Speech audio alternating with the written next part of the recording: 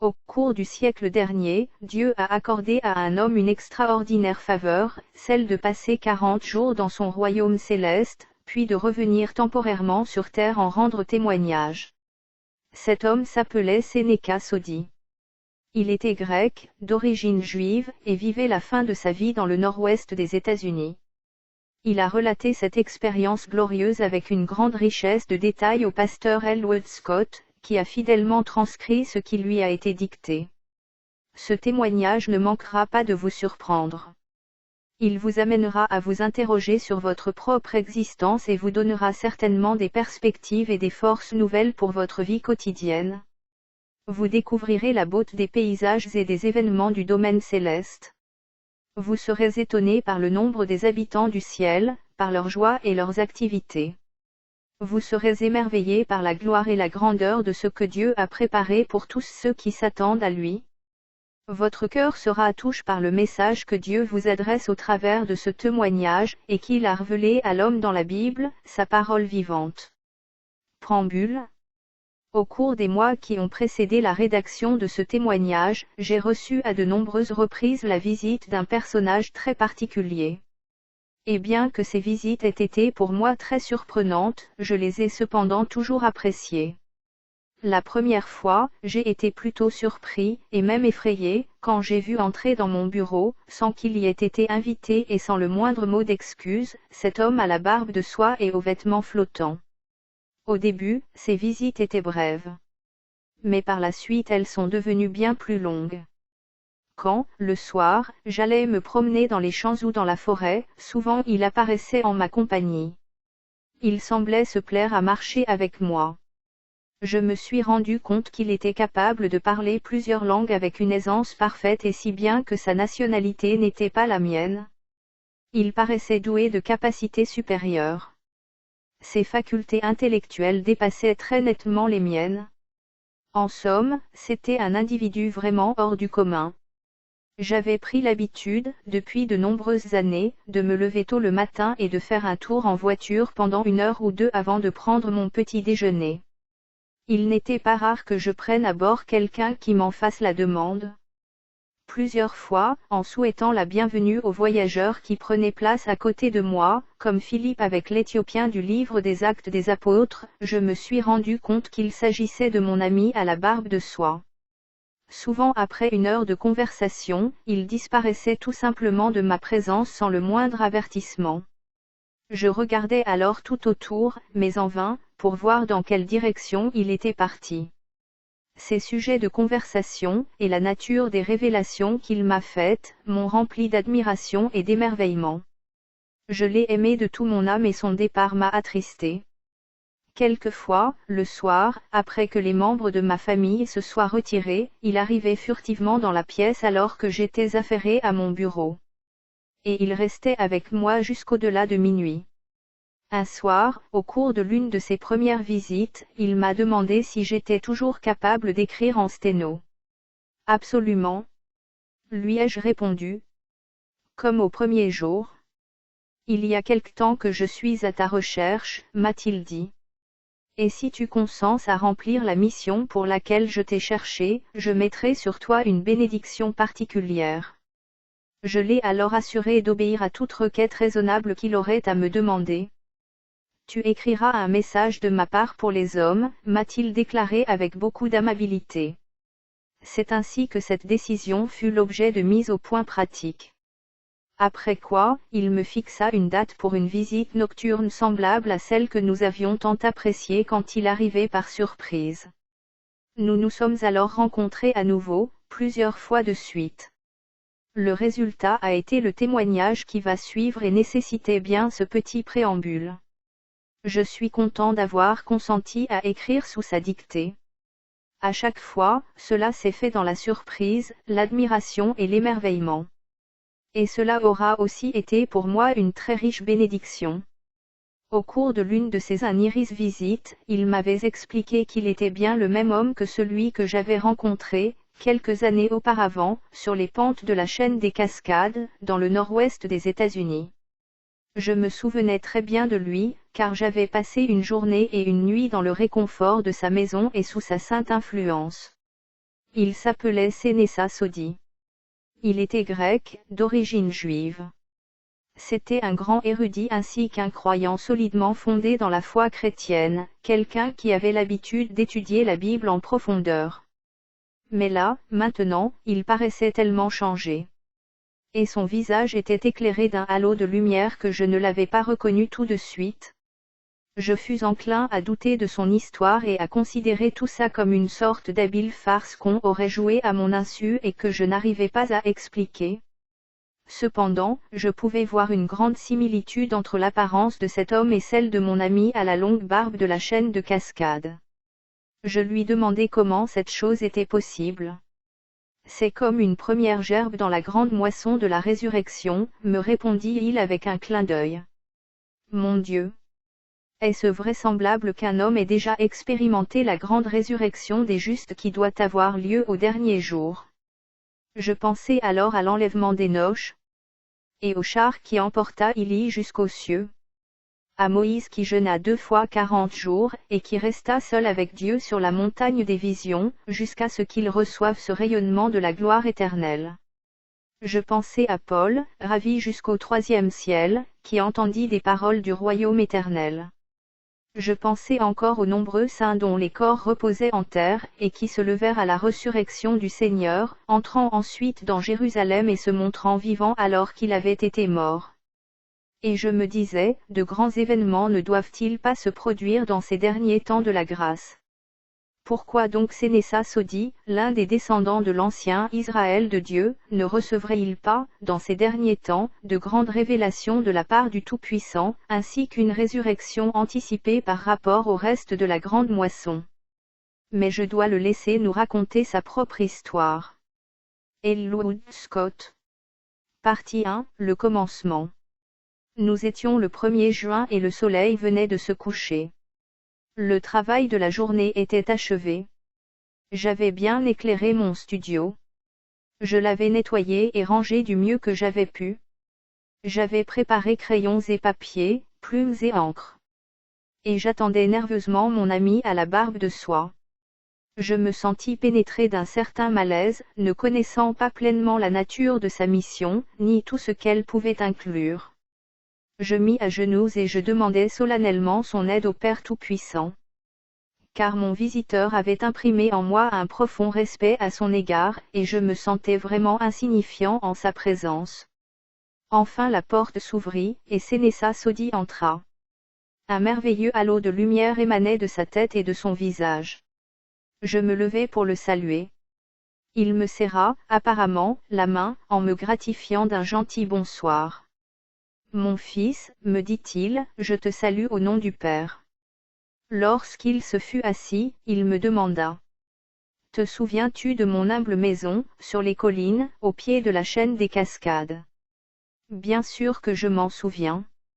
Ainsi que de la longue promenade que nous avons faite ensemble, ce jour-là, au milieu des collines.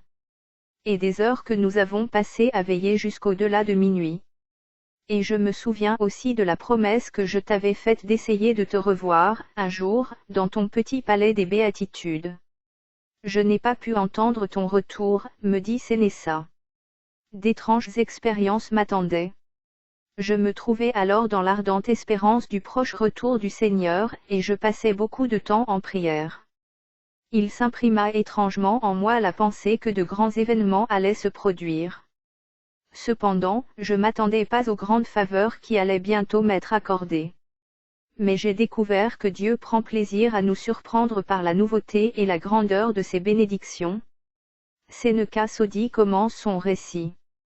J'avais juste terminé de dîner, et je m'étais allongé sur mon lit pour un instant de repos. Mes 2 serviteurs, Séna et Serva, étaient affairés dans la maison. Soudain, le son d'une trompette nous attira tous à la porte. Un magnifique véhicule, tout en or, et 2 conducteurs vêtus d'habits blancs se tenaient là tout près. Immédiatement, il me sembla que je tombais comme en catalepsie, et que les choses terrestres s'effaçaient pour un temps. Les anges entrèrent dans la pièce et me pressèrent à me préparer rapidement, me disant: Le Seigneur du royaume a besoin de toi. Comprenant leur langage, il me fut facile de saisir leur mission. Je fus rempli d'une louange débordante à la pensée d'aller à la maison sans plus attendre. Restant conscient des choses terrestres, j'indiquai rapidement à Sénat et Serva, qui n'avaient qu'entrevu cette gloire au travers de flashs de lumière, mais qui sentaient la présence d'êtres invisibles dans la pièce, de garder mon corps avec soin si j'avais à le quitter. Je me retrouvai dans un état de semi-conscience, et je vis plusieurs êtres saints autour du lit où je m'étais allongé, m'étant senti épuisé. Des éclairs de pensée traversaient mon esprit par instants. Est-ce que c'est ça la mort? Est-ce que je vais vraiment dire au revoir aux choses de la terre? Est-ce que je suis vraiment aux frontières de l'éternité? Si c'est le cas, victoire. Oh oui, victoire. Je sentis alors, entrant dans mon âme d'une manière furtive, les ravissements de la joie éternelle. Oh, quelle lumière! Quelle vision glorieuse m'était maintenant accordée! Car commençaient à se dessiner devant moi les éléments et les choses spirituelles. Cela, je le comprenais avec une grande clarté. Il me semblait arriver dans un vaste endroit au sein duquel régnait un nouvel ordre des choses. Je fis un dernier effort pour voir mes serviteurs et leur parler. C'est à peine si je pus prononcer au revoir. Je vis leurs yeux anxieux regarder dans les miens. J'entendis des fragments de phrases que j'essayais de comprendre, quand je réalisai que Sénat et Serva étaient hors d'atteinte. Alors je fermai les yeux pour les ouvrir dans un jour éternel. La chose suivante que je constatai fut que je me tenais debout à l'angle de la pièce, regardant avec un grand intérêt mon propre corps qui reposait en paix sur le lit. Il m'est difficile de décrire les sensations, étranges et cependant joyeuses, de mon âme qui découvrait ma personne libérée de mon corps. Je m'avançai et me tins à côté du lit. Avec des sentiments mêlés de joie et de pitié, je dis à mon corps: je suis vraiment désolé de te laisser là, mais tu es mortel et tu le resteras jusqu'à la résurrection.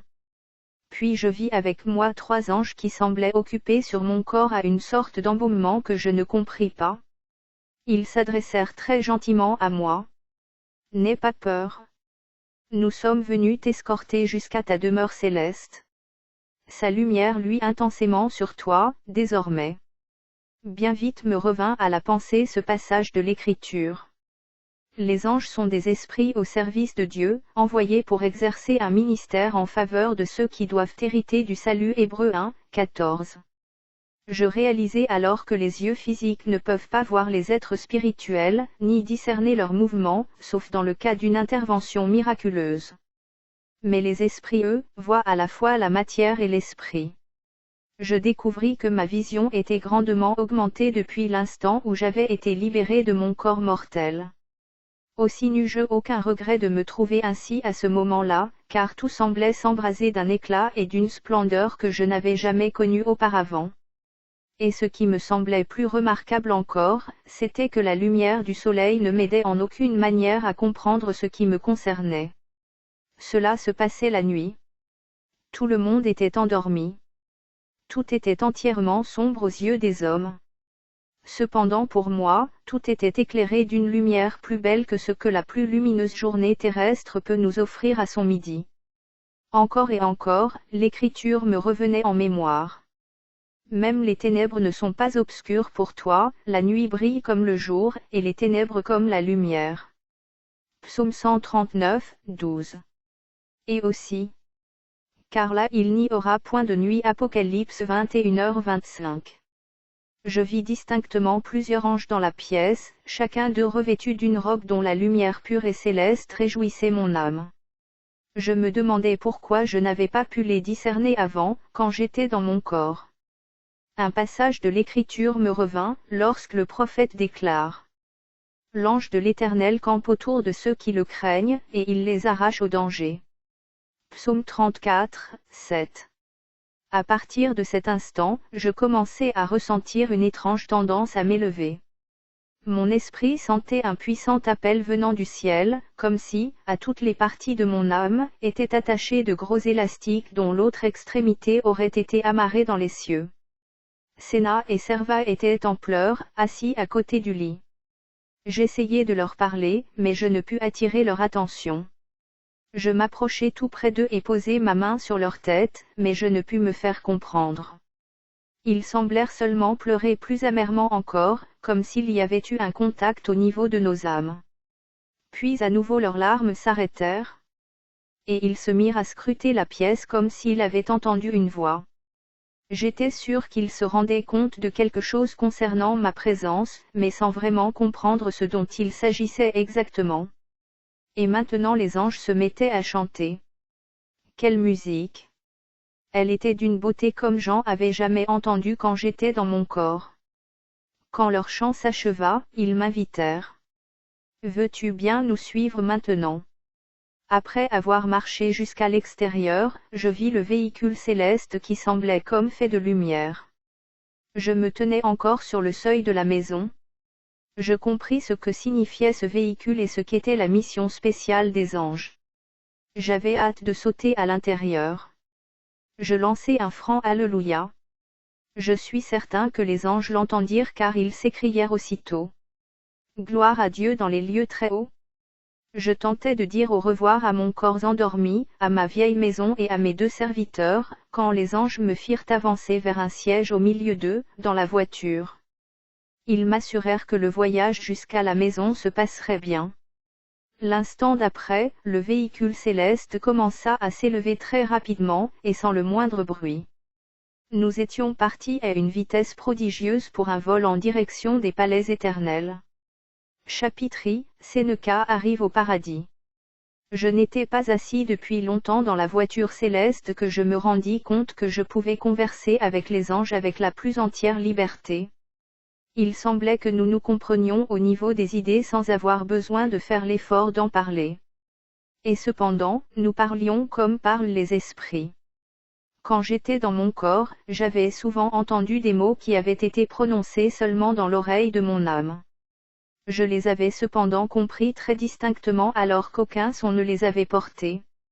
Ce fut d'ailleurs le cas à la conversion de Paul. Il entendit distinctement une voix à l'intérieur de sa conscience alors que ceux qui voyageaient avec lui ne virent personne prononcer ces paroles. « Êtes-vous vraiment des anges de Dieu? Demandai-je. Nous avons tellement lu et tellement chanté à votre sujet sur la terre. Oui, tout à fait. Nous sommes des anges. Et tu ne sais rien en ce qui concerne notre naissance. En fait, nous ne sommes pas nés, nous avons été créés. Et non pas sur la terre, mais dans les régions célestes. Nous avons reçu notre instruction dans les éternités passées, dans la présence de Dieu. Mais nous sommes maintenant contents d'être vos serviteurs et vos aides. Ceci a été notre joyeux service depuis le jour où l'homme a été créé sur la terre. Nous t'en dirons plus à notre sujet à un autre moment. Nous avons été comme des étrangers jusqu'à cet instant, dis-je. Mais vous conduisez si bien ce véhicule que ça me met vraiment en confiance. J'attendais cette heure depuis de nombreuses années. Je ne savais pas qu'elle était si proche. Tu sais, dit le conducteur, tu ne dois absolument pas avoir peur. Je te conduirai en toute sécurité jusqu'à ta demeure éternelle. Je regardai à nouveau à l'extérieur de la voiture et je vis que nous nous déplacions à une vitesse vertigineuse. La terre, avec ses villages, ses villes, et ses montagnes, s'évanouissait au loin comme un fantôme. Bientôt, il nous sembla que la lune était sous nos pieds, alors que nous nous élevions sur les piliers des cieux. Nous parlâmes beaucoup en chemin. Je découvris que les anges étaient les êtres les plus doux et les plus aimables qui soient, pleins de savoir et de dévouement. Mon âme débordait d'amour à leur égard. Avant d'arriver à destination, il me semblait déjà connaître le royaume des cieux tant les anges m'en avaient parlé. Comme je regardais au dehors à travers la fenêtre de la voiture, je pouvais voir les étoiles de partout, comme je les avais toujours vues depuis la Terre. Je sus alors que nous avions dépassé les régions du système solaire. Aussi je demandai à l'ange. Où se trouve donc le ciel? Oh, il n'est pas très loin. La terre est la première habitation de l'homme. Et sur terre, l'homme a une nature terrestre. Le ciel, c'est l'habitation ultérieure et éternelle de tous ceux qui sont préparés à cela. Tu vas bientôt voir que mes paroles sont vraies et que le ciel n'est pas loin. Dans son amour et son attention, ton Père a préparé pour toi ces 2 mondes. Ta véritable maison, c'est ta maison céleste. La terre était seulement ton lieu de naissance, l'endroit où ta vie a commencé. Mais lorsque Dieu t'a donné la vie éternelle, il t'a mis en contact avec les réalités célestes. Car il t'a donné la vie qui a toujours été. Regarde et contemple. Je me trouvais alors plongé dans une considération profonde de toutes ces choses, qui signifiaient tellement pour moi. Maintenant je regardais à l'extérieur. Nous étions en train d'arriver dans une région de nuages très lumineux. Quelque chose comme un coucher de soleil terrestre. Ardent, resplendissant, mais de très loin supérieur. Le temps s'était vraiment vite écoulé. Mais effectivement, nous étions en train de ralentir dans les immenses banlieues du royaume éternel. Écoute, dis-je à l'ange.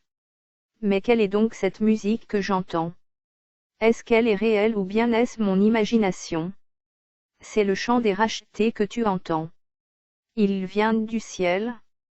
Tout le royaume céleste est rempli de musique, et cela sans aucune dissonance. Aucune musique ne fut jamais plus douce à mon oreille. Je fus envahi d'une plénitude de joie. Sommes-nous près des portes d'entrée de la ville? Très près des portails du paradis, me répondit-il. Et en disant ceci, les anges inclinèrent leur tête et se couvrirent le visage de leurs mains, tandis que je tombais sur ma face dans le véhicule. Le calme régnait dans nos âmes, mais de profondes émotions commencèrent à peser dans ma poitrine. Je sentis que je devais rompre le silence en criant les louanges de Dieu.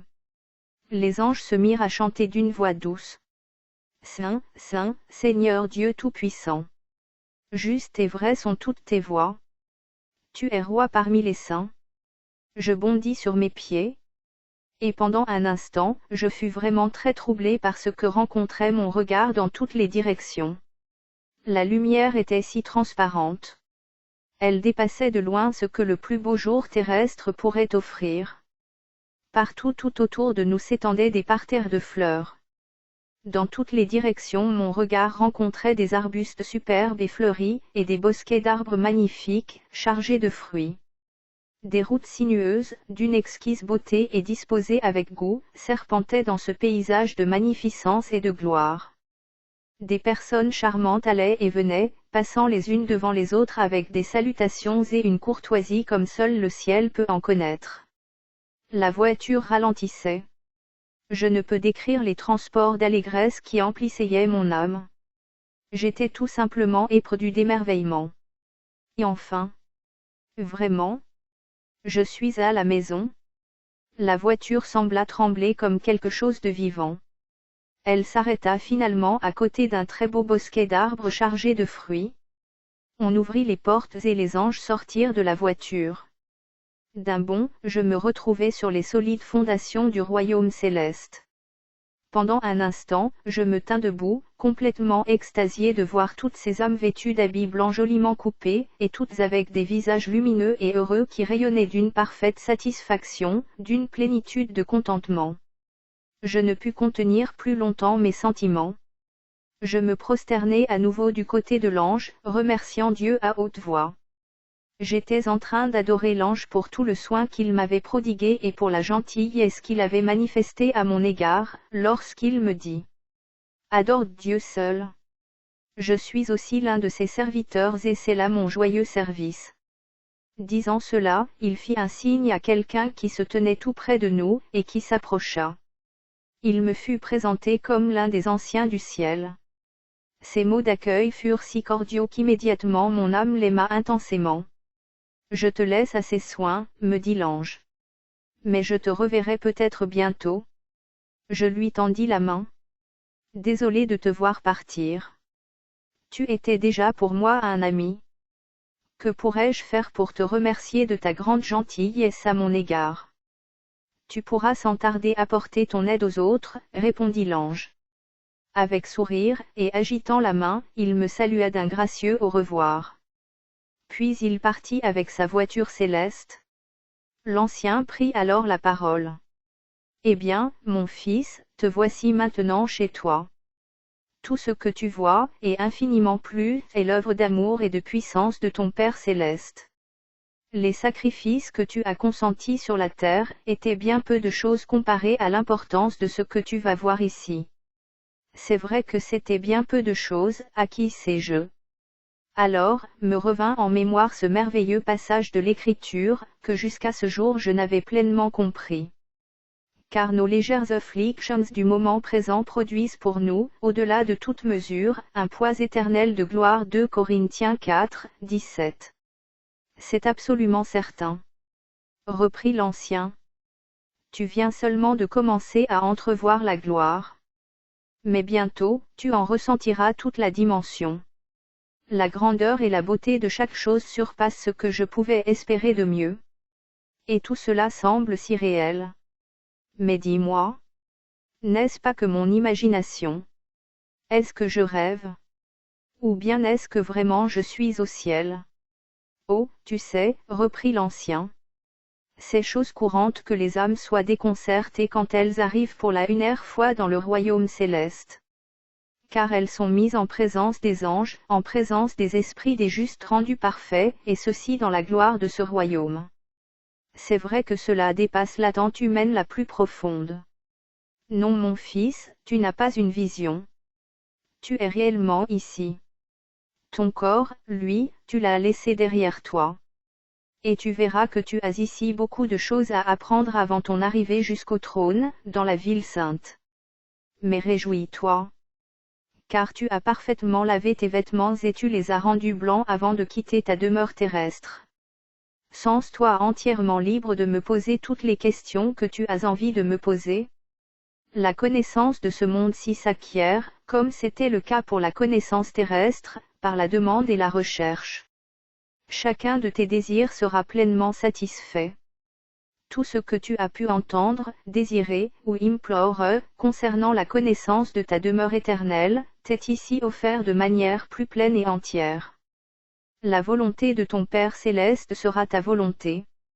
Et tout ce que tu vois, et infiniment plus, t'appartient pour en jouir à jamais. Si, dans ta vie passée, tu as fait bon usage des opportunités qui t'ont été offertes, un grand trésor t'attend dans la ville, cette ville dont notre Seigneur a parlé quand il était sur terre, et dont tu apprendras davantage un peu plus tard. Je vois, dit l'ancien, qu'il y a là-bas une autre âme qui vient tout juste d'avoir été amenée de la terre au paradis. Il faut que j'aille l'accueillir. Disant ces mots, il se dirigea vers la voiture céleste. Il en descendit un homme d'une élégance toute particulière, revêtu d'une robe du blanc le plus éclatant. L'ancien me fit signe de m'approcher. Alors que j'arrivai près d'eux et que je pouvais entendre leur conversation, je m'aperçus que l'homme venait d'un lieu de la terre opposé à celui d'où moi je venais. Il parlait une autre langue. Et cependant je le comprenais très bien. Soudain, il leva les mains au-dessus de sa tête. Puis il se mit à applaudir en s'écriant « Que Dieu soit béni à jamais !» À cela, nous nous prosternâmes tous les deux, en louant notre Père Tout-Puissant et en l'adorant. Nous restâmes ainsi un long moment, car nos âmes étaient comme écrasées, totalement conquises par l'enchantement de ces lieux. Quand nous nous relevâmes, un autre saint approcha de lui. Celui-ci semblait visiblement avoir vécu dans l'Antiquité. Il s'adressa alors à lui. « Permets-moi de t'assister dans les voies du royaume. » Je l'entendis lui demander son nom. « Je m'appelle Bohémond, répondit-il. Je viens du nord de la Russie. Il y a de cela seulement quelques heures, j'ai dit au revoir à ma femme et à mes enfants. Je les ai embrassés, puis j'ai embarqué à bord d'un navire, à Oneide sur la mer Blanche, à destination du Cap Nord. Je me souviens seulement que le bateau était en train de couler et que nous nous trouvions à plusieurs brasses sous l'eau. Mais dites-moi, est-ce que c'est le ciel ici? Ou bien est-ce que je suis en train de rêver, comme rêve le marin de sa maison quand il en est très loin? Mon fils, dit ce vénérable père, tu es arrivé à bon port. Mais tu n'es ni au Cap Nord, ni au fond de la mer Blanche. Tu es arrivé à ta demeure éternelle. Ton corps, lui, il n'y a aucun doute repose dans les profondeurs de la mer. Mais l'ange était avec toi quand le navire a sombré. Et il t'a amené jusqu'ici en toute sécurité. On prendra soin de ton corps au jour des récompenses, à la résurrection. L'ancien me dit alors. C'est d'une manière très rapide que nous sommes amenés et rassemblés depuis tous les points de la terre jusqu'à la maison de notre Père. Ici, nous nous trouvons seulement à l'une des nombreuses stations situées dans les parties reculées du paradis. Toutes les âmes arrivent à ces stations afin d'être introduites dans cette demeure céleste. Comment cela se passe-t-il? Est-ce que tu peux me l'expliquer? Bien sûr. Mais tu le comprendras plus complètement quand nous irons plus loin. Tu n'aurais pas pu supporter la gloire du trône sans y avoir été préparé. D'ailleurs, même maintenant, tu ne pourrais pas encore supporter l'intensité de la lumière qui est à l'intérieur de la ville. Au même moment, je vis une femme descendre d'une voiture. Elle semblait si déroutée qu'elle s'affaissa à l'instant où l'un des serviteurs s'approchait d'elle. Puis, levant soudainement les bras, elle s'écria dans sa stupéfaction. « Oh, mon Dieu! Je ne mérite pas cette gloire. Je n'en suis pas digne. Oh! Est-ce qu'un jour je pourrais être en règle avec Dieu? » Elle ferma les yeux. Elle était presque évanouie de stupeur. Elle semblait incapable de parler alors que son serviteur s'adressait très gentiment à elle avec les mots les plus aimables qui soient. Enfin elle rouvrit les yeux. Elle regarda autour d'elle dans l'émerveillement et l'ahurissement, puis s'exclama. Ces vêtements blancs, ces coupes d'or, ces arbres de vie, et ces fleurs, toutes épanouies. Je n'en suis pas digne. Est-ce que vraiment j'ai le droit d'être ici? Mais quel droit ai-je donc sur tous ces arbres magnifiques charges de si beaux fruits? Oh, la grâce de Dieu! J'étais une si grande pécheresse. C'est vrai, reprit son guide. Mais tes péchés ont tous été pardonnés. Les anges ne font aucune erreur. Oui, tu as un droit sur ces arbres, parce qu'ils appartiennent à celui en qui tu as cru.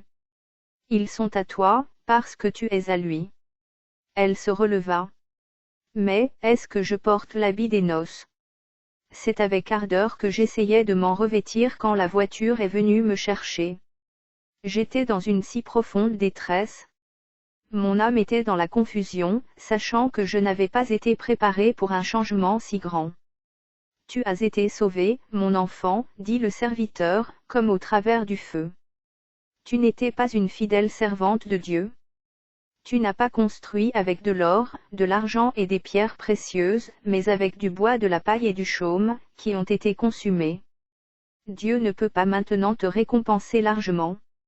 Ces bénédictions infinies qui s'étendent devant tes yeux dans toutes les directions, tu devras les obtenir une à une, lorsque tu seras préparé pour elles. Alors, sois fidèle dans l'opportunité présente, parce qu'il y a devant toi beaucoup à faire.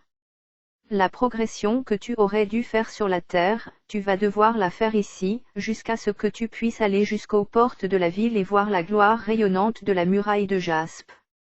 Viens avec moi. Je t'assisterai dans une connaissance plus grande de Christ, de son salut et de son royaume éternel. M'adressant à l'ancien à côté de moi, je le questionnai. Peux-tu m'expliquer quelle est sa grande erreur? Bien sûr. Elle représente dans le monde, le groupe important de ceux qui n'ont pas fait bon usage des opportunités terrestres. Elle ne s'est jamais profondément intéressée à son salut jusqu'à l'heure de sa mort. Ne vois-tu pas qu'elle paraît maigre et comme elle est habillée chichement? Elle ne porte qu'une robe toute simple. Certes, sa repentance a été authentique. Et elle a accepté, par la foi, les promesses de la vie éternelle dans son Seigneur. Son pardon a été complet. Mais elle a ajouté que bien peu de grâce à son âme. Elle ne l'a pratiquement pas fait croître. Elle ressent maintenant, comme toutes les autres âmes dans son cas, l'immensité de ce qu'elle a perdu. Aucun trésor ne l'attend au ciel. Le paradis lui-même semble trop bien pour elle. Mais Dieu, dans sa grande miséricorde, va l'y amener. Ces arbres sont pour elle. Leurs feuilles possèdent des vertus qui guérissent. Nul ne peut être amené par les anges jusqu'à cette gloire s'il n'a pas reçu le don de la vie éternelle, et s'il n'est pas né de nouveau. Beaucoup, hélas, depuis la terre, s'en vont vers la perdition en dépit du Sauveur qui tend vers eux ses bras pleins d'amour et de grâce. Ils ne veulent pas accepter son aide bienveillante. Ils aiment les plaisirs du péché plus que Dieu, plus que ses joies éternelles et que les plaisirs sans fin qui sont ici à sa droite. Christ, sois béni. m'écriai-je. Tu es plein d'un amour et d'une grâce infinie pour ton peuple. Comme le brigand sur la croix, même dans les derniers moments de la vie, il peut être arraché des griffes de la mort. Oh, que la perte de cette femme est grande! Comme c'est triste! Un groupe d'âmes réjouies s'approchait de nous. L'ancien nous présenta à elle.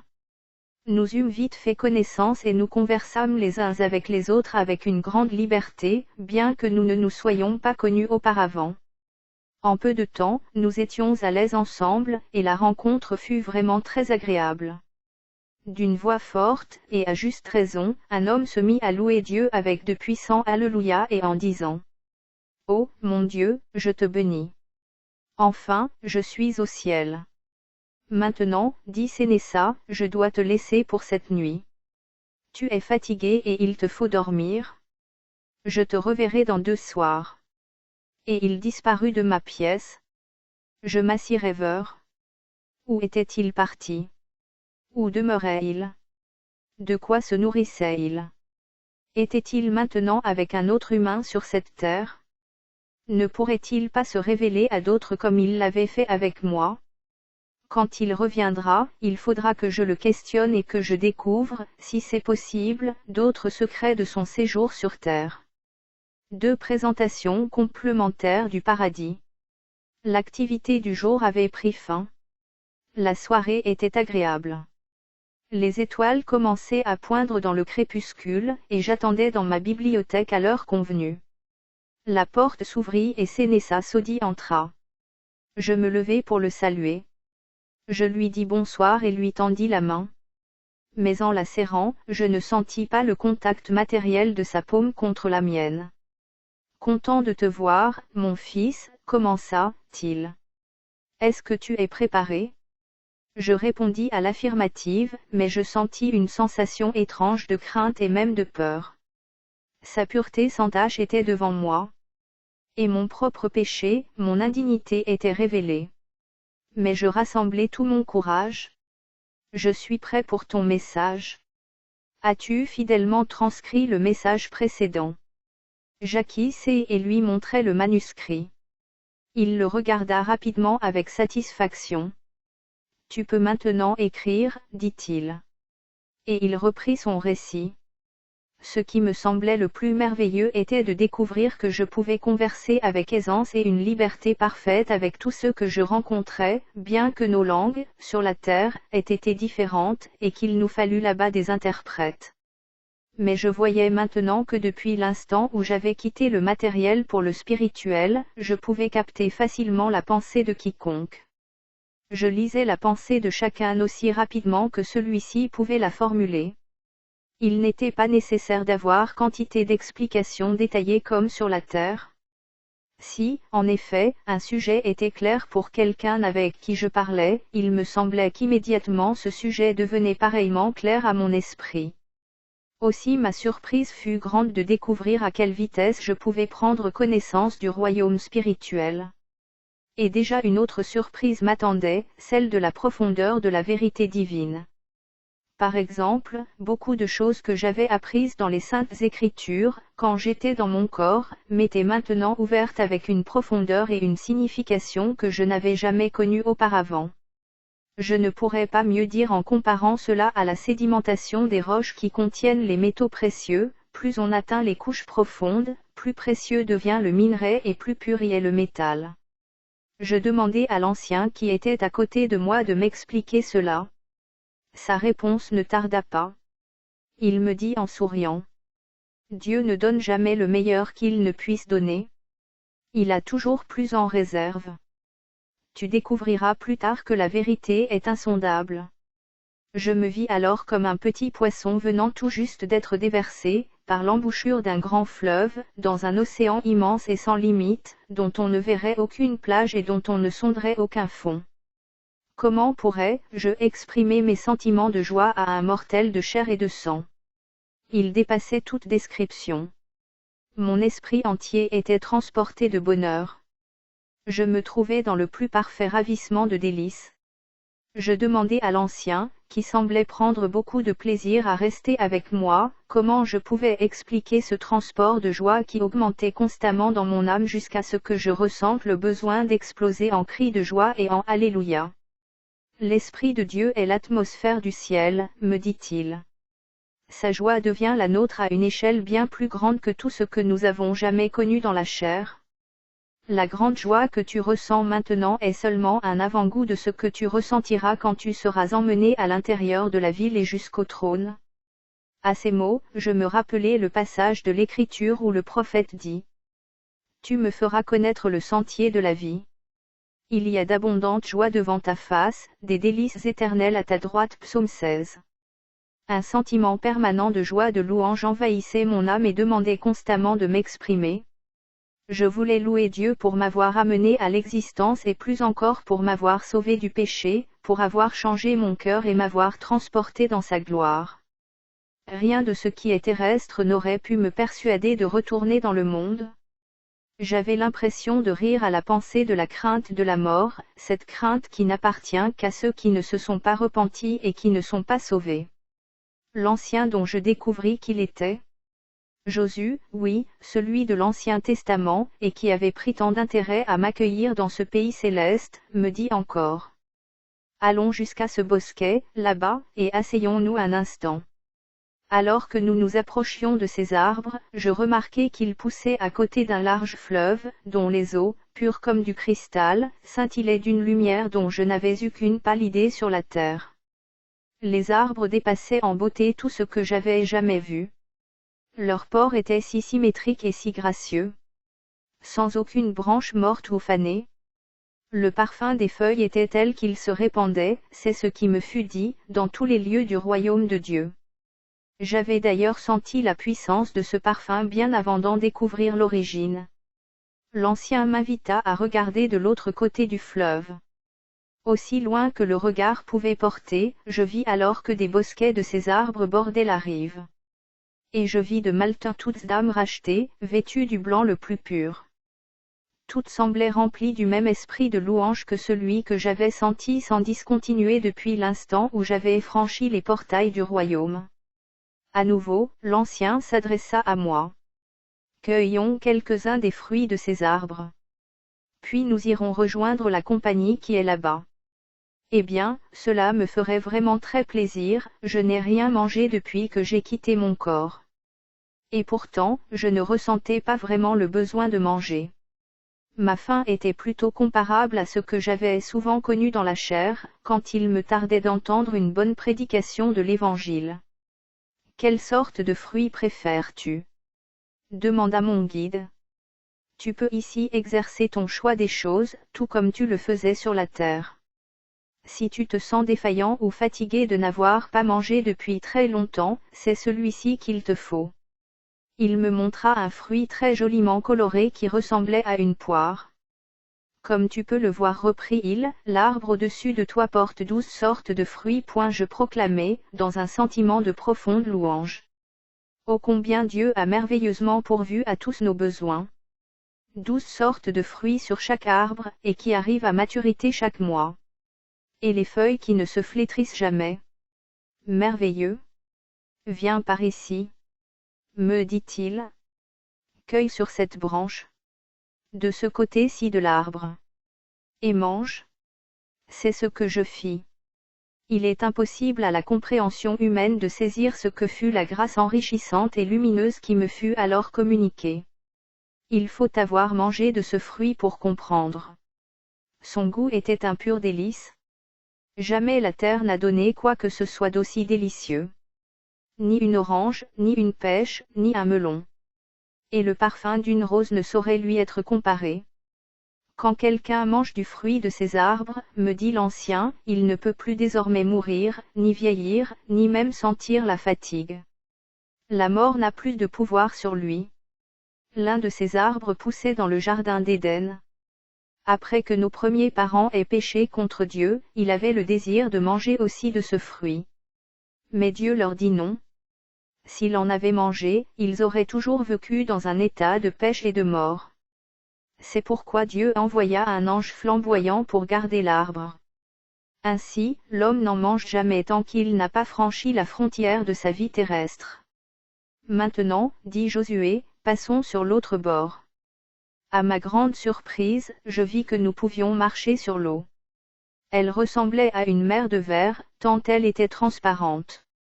Et pourtant, elle coulait et roulait avec autant de beauté que le plus beau ruisseau que j'ai jamais vu sur terre.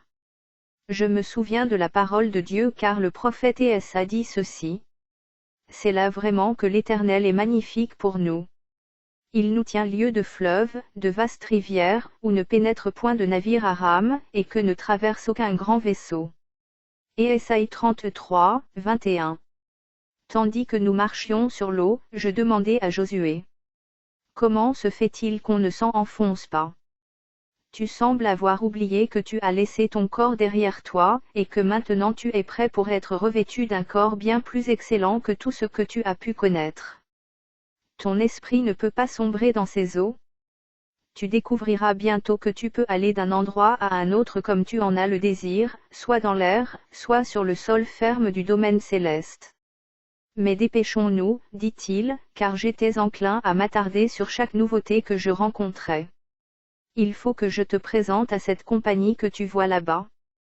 En marchant, je jetai un coup d'œil en amont et en avant du fleuve.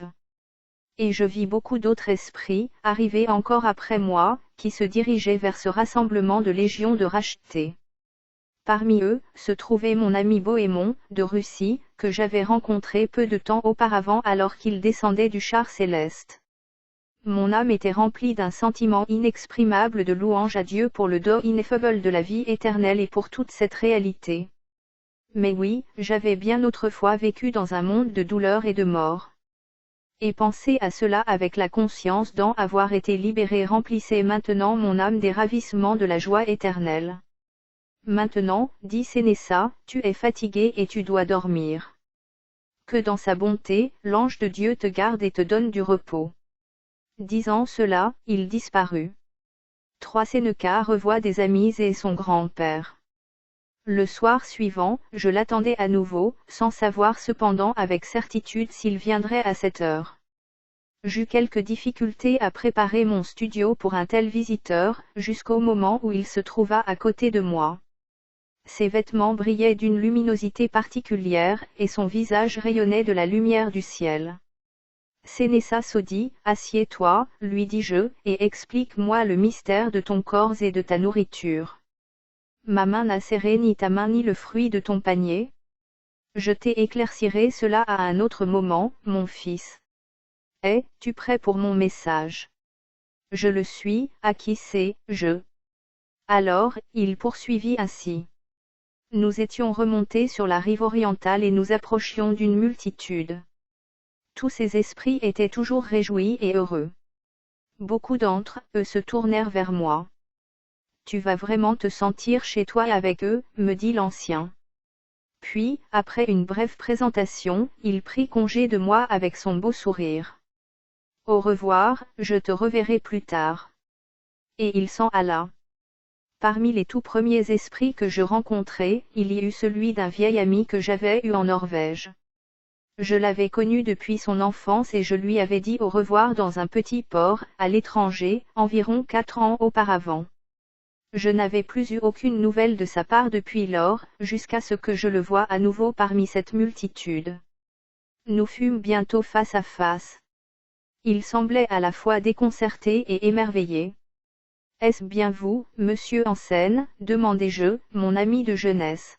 « Mais bien sûr. » Et ce n'est pas là le visage de Sénéssa Sodi.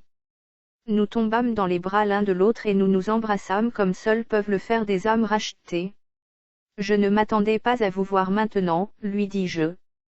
Vous sembliez en si bonne forme et si plein de force la dernière fois que je vous ai vu. C'est exact. Mais, vous le voyez, je suis ici. Et rien ne pourrait me convaincre de retourner sur terre. Mais vous-même, depuis combien de temps êtes-vous arrivé? J'allais lui répondre lorsque s'approcha de nous quelqu'un que j'avais bien connu pendant de nombreuses années. C'était une chrétienne authentique, une fidèle servante de Christ dans sa vigne terrestre. Elle avait amené beaucoup de personnes au Seigneur. Je n'avais pas su qu'elle avait quitté la terre. Mais elle était là. Et avec un tel halo de lumière autour de la tête que tout de suite je pensais à la parole de Dieu. Ceux qui auront été intelligents brilleront comme la splendeur du ciel, et ceux qui auront enseigné la justice à la multitude brilleront comme les étoiles, à toujours et à perpétuité. Daniel 12, 3. Je vis aussi, au sein de cette grande compagnie, l'esprit d'un petit bébé qui venait de mourir dernièrement. Celui qui l'avait en charge nous dit que sa mère avait eu un très gros chagrin. Beaucoup de gens avaient essayé de la consoler le jour de cette mort. Mais sa peine était trop grande pour recevoir une réelle consolation. Alors, je me disais, si seulement elle pouvait voir ce bébé maintenant, dans cette gloire, avec tant d'attention autour de lui. Bien vite, elle essuierait ses larmes et se réjouirait des voix du Seigneur à l'égard de ses enfants. Je commençais aussi à penser à beaucoup d'amis et de proches qui m'étaient chers, et qui s'en étaient allés de nombreuses années auparavant. Où étaient-ils maintenant? Je demandai à l'un de ceux qui étaient arrivés plus tôt s'il connaissait l'organisation qui était en vigueur ici, en ce qui concerne ceux qui ont quitté le monde il y a des années. Oh, me répondit-il, ils sont allés jusqu'à la ville elle-même. Celle dont tu vois la lumière là-bas, dans le lointain. Est-ce que nous n'allons pas y aller bientôt nous-mêmes, demandai-je. Bien sûr, dès que notre compagnie sera constituée.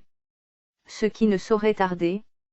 Je regardai au-delà du fleuve, du côté d'où j'étais venu, et je vis une foule qui se rassemblait près des arbres. Je pouvais les entendre distinctement. Ils criaient à haute voix. Bénis le Seigneur, ô mon âme. J'en vis d'autres qui se regroupaient, venant des différents endroits. Chacun d'eux semblait avoir une escorte, des esprits attentionnés qui les guidaient dans leurs premiers pas au sein du pays céleste. Je pensais à nouveau à la parole de Dieu. Précieuse parole de Dieu. Amenée par les anges dans le sein d'Abraham, Luc 16, 22. La joie d'Abraham est certainement arrivée, maintenant, murmurai-je. Puis, un peu timidement et sans grande conviction, j'interrogeai. Abraham serait-il quelque part par ici? Il était là juste avant votre arrivée, me répondirent-ils. Mais il a été soudainement appelé dans la ville pour une mission importante. Car tout le monde ici est engagé dans un joyeux service pour le Seigneur. Tu peux être certain qu'il sera bientôt de retour ici. Car c'est toujours lui ou l'un des anciens qui conduit ces foules, une fois rassemblées jusqu'aux portes de la ville.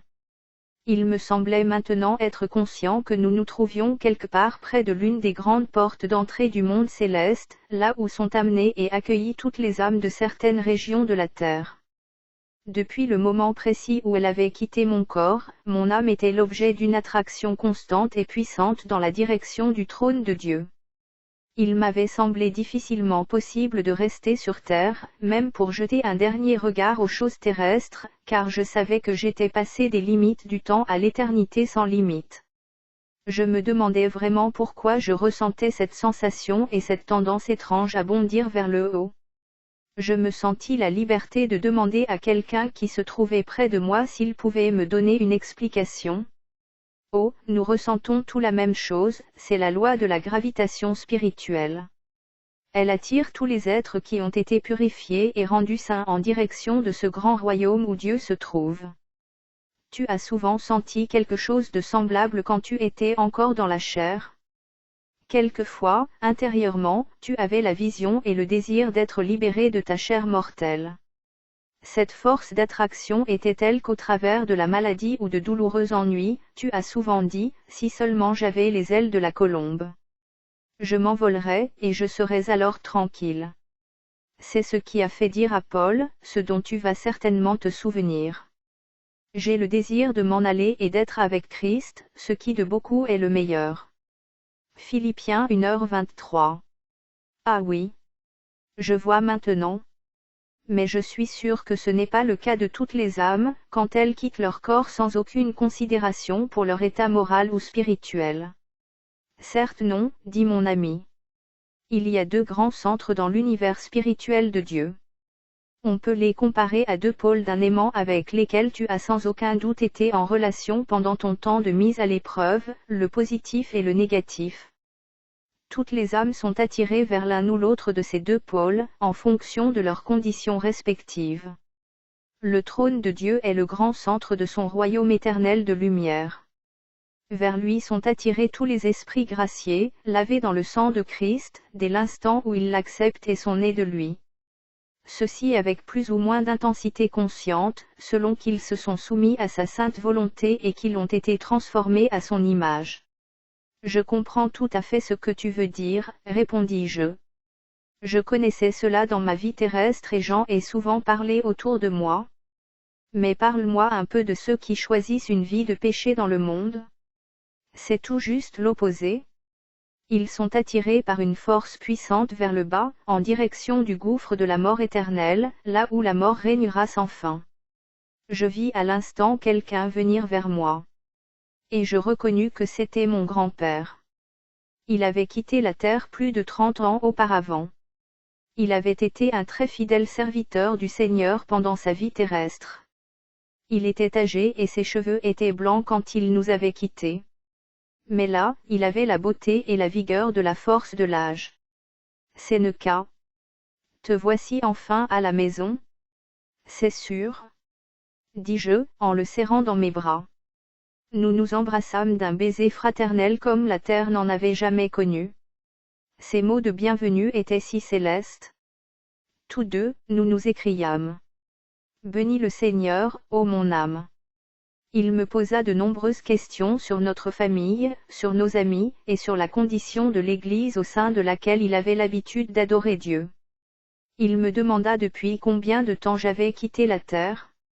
Mais je me rendis vite compte que ces questions ressemblaient davantage à celles de l'un des anciens du ciel, quand il demandait aux disciples bien-aimés de Patmos. Ceux qui sont revêtus de robes blanches, qui sont-ils et d'où sont-ils venus? Apocalypse 7, 13. L'Ancien le savait mieux que Jean lui-même. Je découvris bien vite que grand-père avait une connaissance supérieure, même des choses terrestres qui s'étaient passées longtemps après son départ de la terre. Je me souviens alors, et avec quelle force, de ce que dit le Saint-Livre. Au sujet de l'ange qui parlait avec Jean, à Patmos, il est écrit qu'il dit ceci.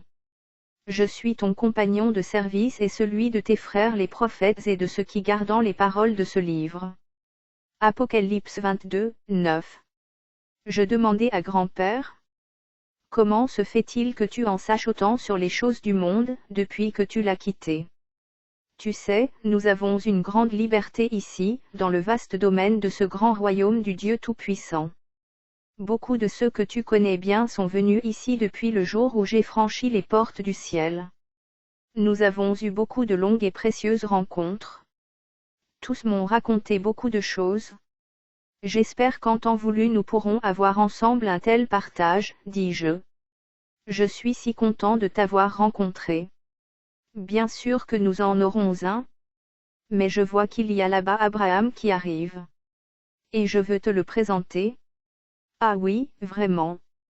J'en serais enchanté bien au-delà de ce que tu peux imaginer. Car toute ma vie j'ai entendu parler de lui. Et j'ai beaucoup lu à son sujet. Ô mon âme! Que de faveurs me sont accordées. 4 Sénéca rencontre Abraham. Tu es sûr que c'est bien Abraham que tu as vu? Demandai-je à grand-père. Absolument certain. Je le connais bien.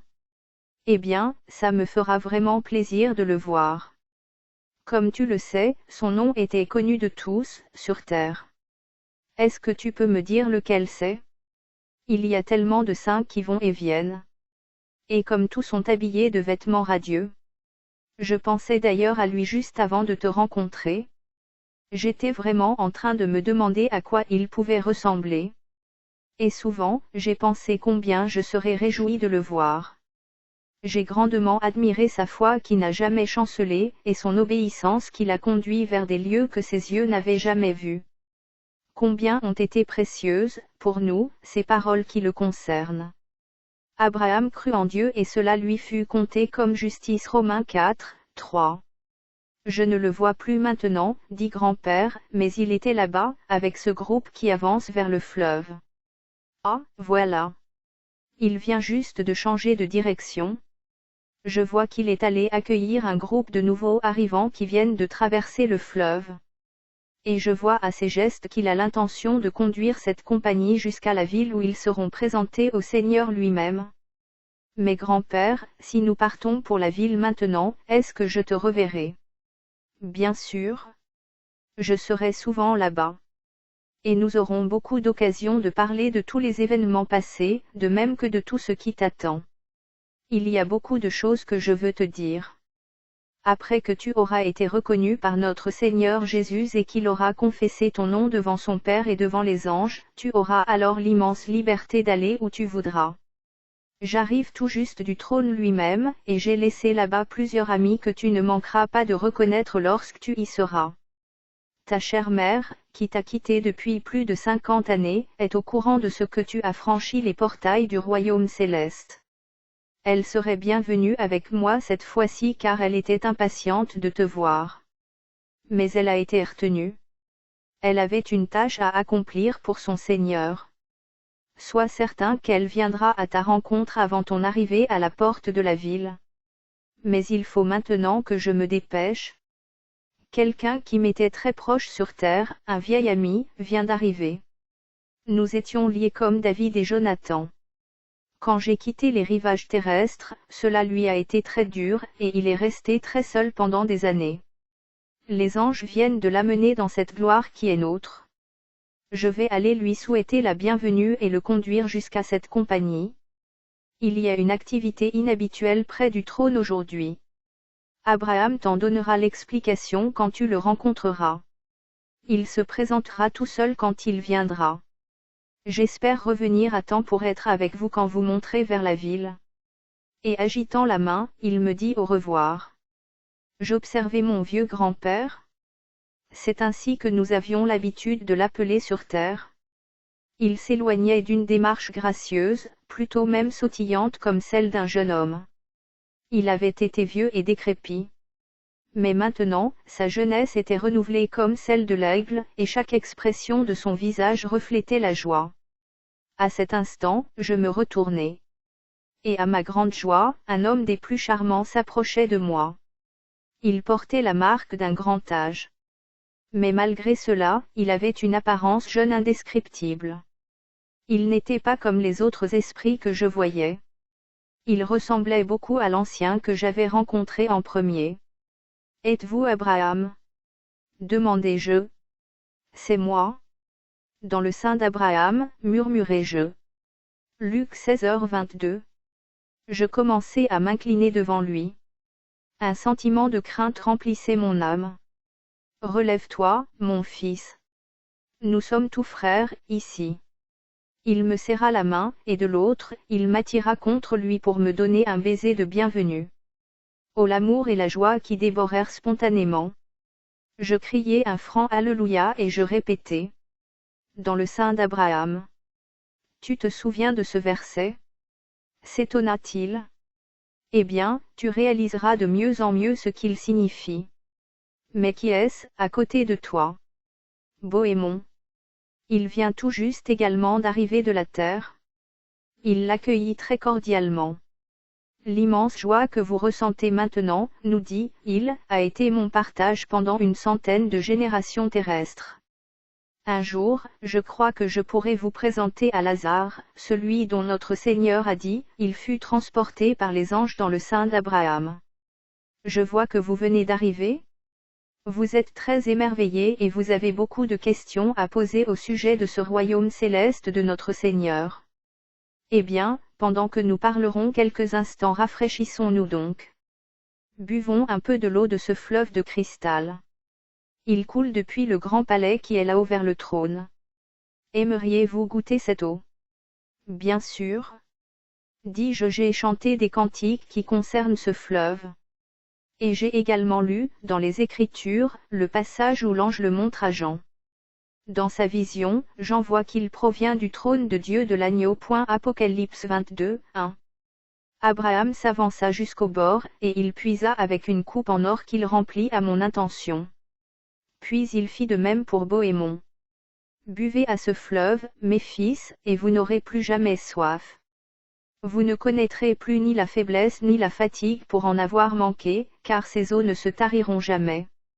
Je bus la coupe. Gloire à Dieu qui nous donne cette eau. M'écriai-je. Qu'elle est douce au goût. Et quel pouvoir revivifiant elle possède. Elle me fait ressentir la joie et l'ardeur de la jeunesse.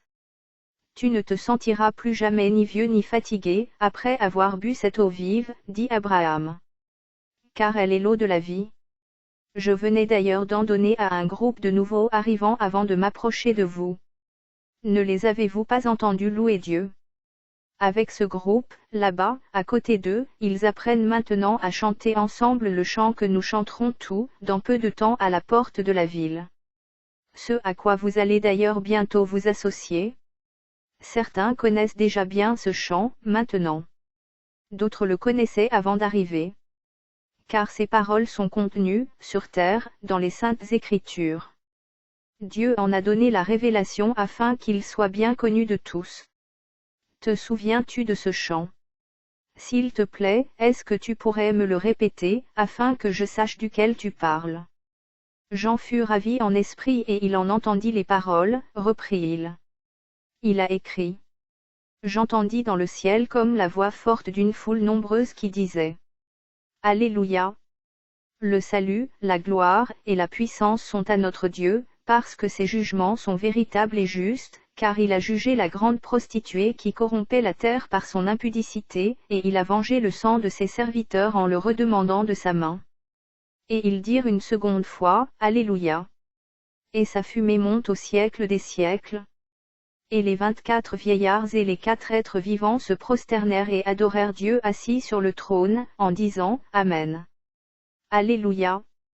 Et une voix sortit du trône, disant, Louez notre Dieu, vous tous ses serviteurs, vous qui le craignez, petits et grands. Et j'entendis comme une voix d'une foule nombreuse, comme un bruit de grandes eaux, et comme un bruit de fort tonnerre, disant, Alléluia. Car le Seigneur notre Dieu Tout-Puissant est entré dans son règne. Réjouissons-nous et soyons dans l'allégresse, et donnons-lui gloire, car les noces de l'agneau sont venues, et son épouse s'est préparée. Apocalypse 19, 1-7. Ah oui. Je me rappelle très bien de ce chant.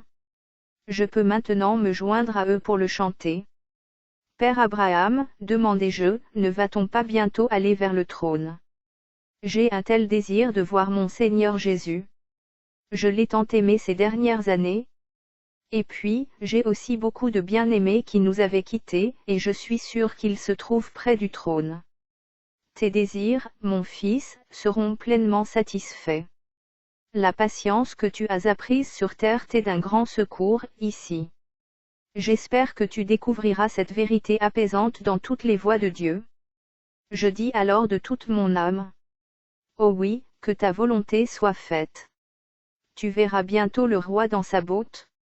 Et probablement, certains de ceux qui te connaissent le mieux vont venir nous rencontrer quand nous serons en route vers les portes de la ville. Car ils savent certainement que tu es ici. Dès que notre compagnie sera complète, nous partirons. 12 légions forment une compagnie, et tu vois qu'elles se rassemblent en venant de toutes les directions.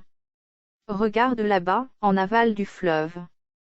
Tu vois, une autre compagnie va bientôt être complète. Regarde maintenant de l'autre côté, remonte le fleuve. Tu en vois une autre. Les guides qui les accueillent savent très vite à quelle compagnie chacun appartient et où est sa place. Certains se sont très peu préparés pour cette gloire avant de quitter le monde. Maintenant, la lumière est trop forte pour eux.